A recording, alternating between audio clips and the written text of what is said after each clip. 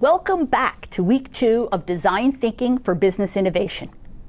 Today's session will focus on the topic of preparing your mind for innovation. But first, let's spend just a minute recalling what we talked about in our first session together. Last week, we focused on the question, what is design thinking? And I introduced an approach based on a process of 4 questions. What is, what if, what wows, and what works? We illustrated what that process looked like in practice by looking at a meals delivery service in Denmark, The Good Kitchen, as they worked to develop insights about the current reality and unmet needs of both their elderly clients and the kitchen staff who created their meals, and then used what they learned to generate new approaches to serving them. This kind of storytelling is an important design tool. As human beings, we respond to stories. They can help us to develop deeper empathy in the present and create more vivid images about the kind of new future we're trying to create. Paying attention to the human dimension is important because design thinking is not just about process and questions, it's also about people. And not just the people you're trying to serve. It's also about you and the mindset with which you approach innovation. Innovation starts inside, not outside. Scientist Louis Pasteur, explaining the role of discipline and preparation in scientific discoveries, observed that chance favors the prepared mind. Substitute the word opportunity for chance, and you've got the basic idea of what we're talking about. The opportunities to innovate are out there waiting for us to find them, but often we simply can't see them. Like scientific discoveries, finding opportunity requires a prepared mind. Before we jump into the specifics of how we create prepared minds, though, I want to share with you some of the findings from our research here at Darden about why this turns out to be so important, especially if you're trying to innovate in a mature organization. So about 8 years ago, we began a research project sponsored by the Batten Institute to study how companies achieved superior organic growth. But instead of finding great growth companies, we ended up studying great growth leaders who turned out to be ordinary managers, but who were doing extraordinary things. They weren't Steve Jobs or Sergey Brin. They were just a set of managers who'd been very successful at growing their business revenues faster than their market. And they weren't at high-tech startups either. They were at some of the largest and most established companies in the world. We interviewed these managers in depth, focusing on the practices and behaviors that they had used to succeed. And we discovered that the growth they achieved wasn't necessarily the result of some far-sighted corporate strategy or the invention of a radical new product or technology. More often than not, successful and sustainable growth was ignited by the actions of these managers themselves. The kind of almost chemical reaction that these leaders generated led us to call them the catalysts. And we named the book on our findings after them. Often acting without substantial capital investments or corporate support, these extraordinary catalysts were masters at leveraging existing resources to spark growth. In the process of studying the catalysts, we learned something else, though, that really surprised us. Most of these managers, it turned out, were succeeding in spite of their organizations, not because of them. We learned a lot about why it is so hard to do innovation in most organizations. What we learned about was the physics of growth. After years of studying innovation and working with managers at all levels trying to achieve it, we have come to believe that innovation is, in fact, governed by its own natural laws. An underlying reality that sets the context for innovation in much the same way that Einstein's law of relativity accounts for the movement of objects in the space-time continuum. The most fundamental natural law of innovation is that the only certainty is uncertainty. Unfortunately, this physics is very different from the one that usually informs the design of organizations. That physics is characterized by predictability. And analysis, prediction, and rules usually work to achieve control in a stable environment where the process is geared for execution. But those approaches often backfire badly in the face of innovation's physics of uncertainty. Ignoring the unique physics of innovation is like ignoring gravity. Through sheer courage and tremendous effort, managers can still make things happen, but in doing so, they continuously fight relentless forces that slow them down and sap their energy. Even the best managed, and perhaps maybe especially the best managed, large organizations are beautifully designed to produce standardized, low-variance results through careful execution in an environment of predictability. They employ talented leaders at all levels who have learned to focus on efficiency and control. Because of this, they excel at execution and at driving waste and variation out of the system. And they have a state-of-the-art toolkit for accomplishing this. But unfortunately, the pursuit of innovation is inherently messy and inefficient. Unlike execution, exploration is a high-variance activity. And if, as work in the area of total quality management would suggest, variation is the mother of waste, well, it's also the mother of invention. Now, one group of business people really understand this physics of innovation, and I want to talk a moment about them. Venture capitalist success rates are not stellar. Even in the best managed VC firms, only about 1 or 2 of every 10 investments they make turns out to be a winner. But do these VCs consider themselves dismal failures? No, because they understand that the force at play here is uncertainty. And so they see themselves as managing portfolios of innovation opportunities. Some of these will do well, but most, they realize, will not.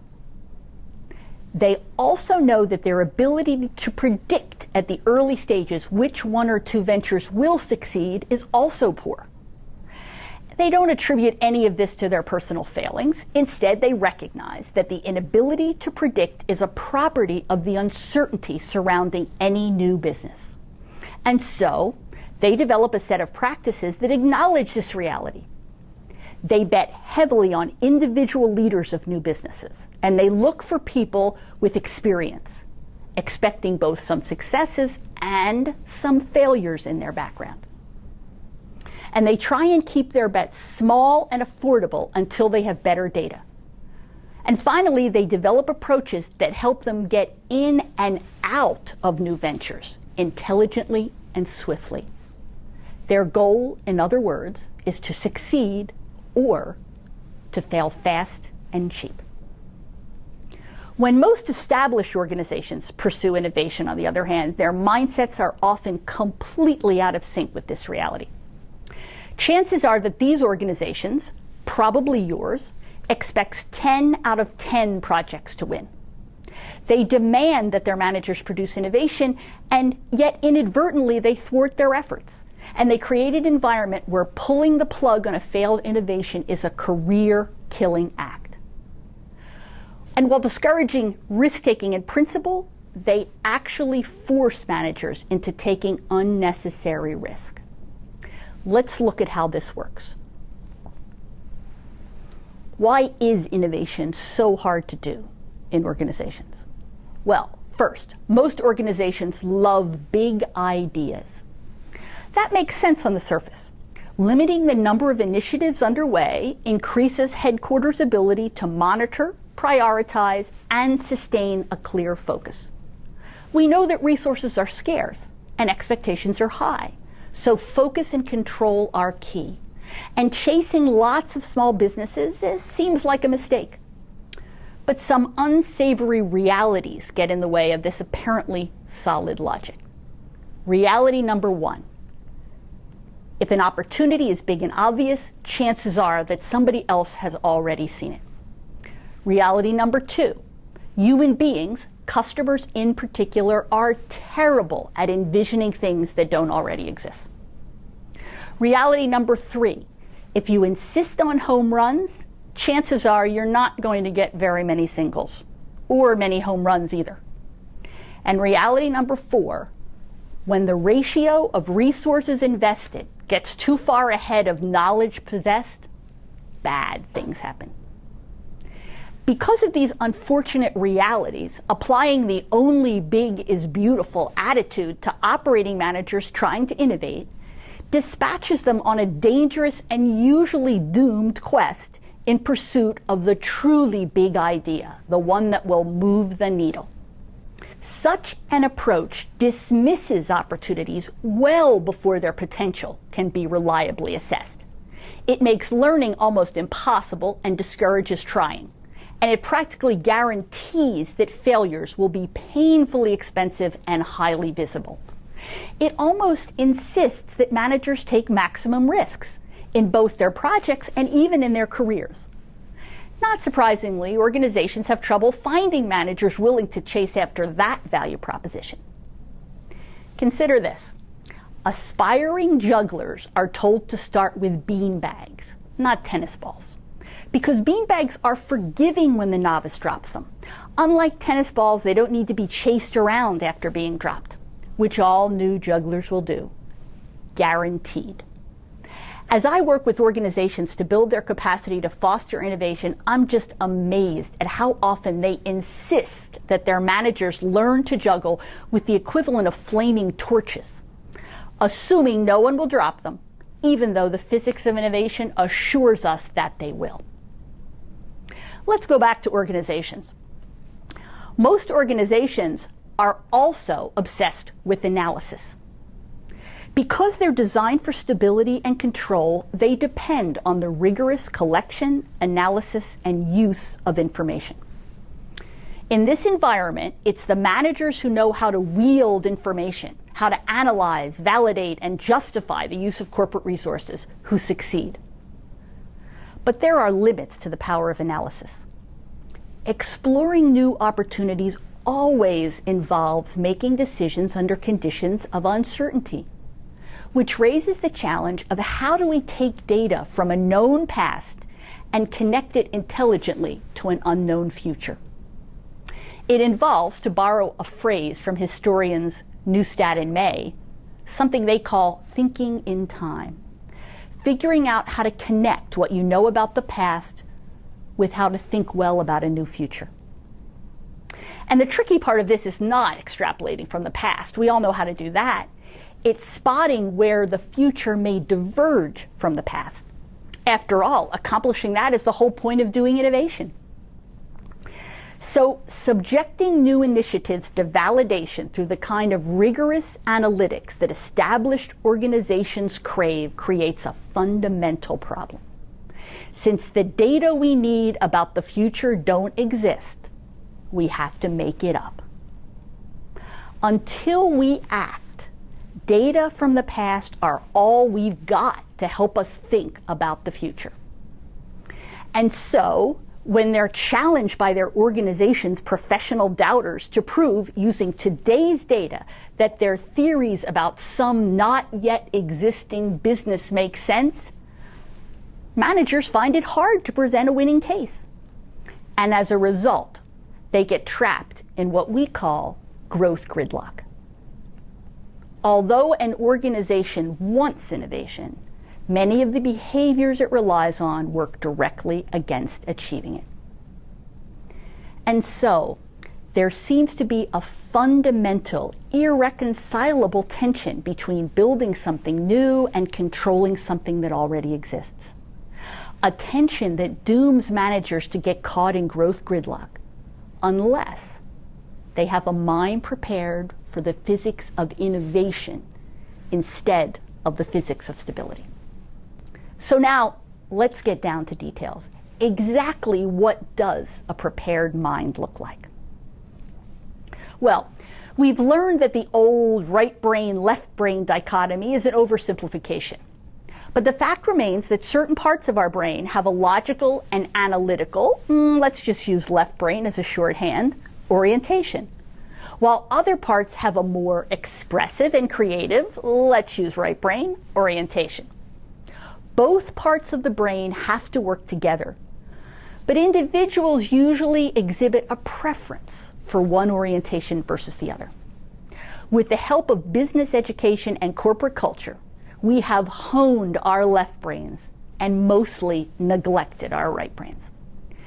That leaves us like a bodybuilder with huge biceps and very skinny legs. So to address that imbalance and to use our whole brain, 3 components of a prepared mind stand out in our research. First is mindset, a person's perspective on the world and their outlook on life. Our choices inevitably reflect our mindset.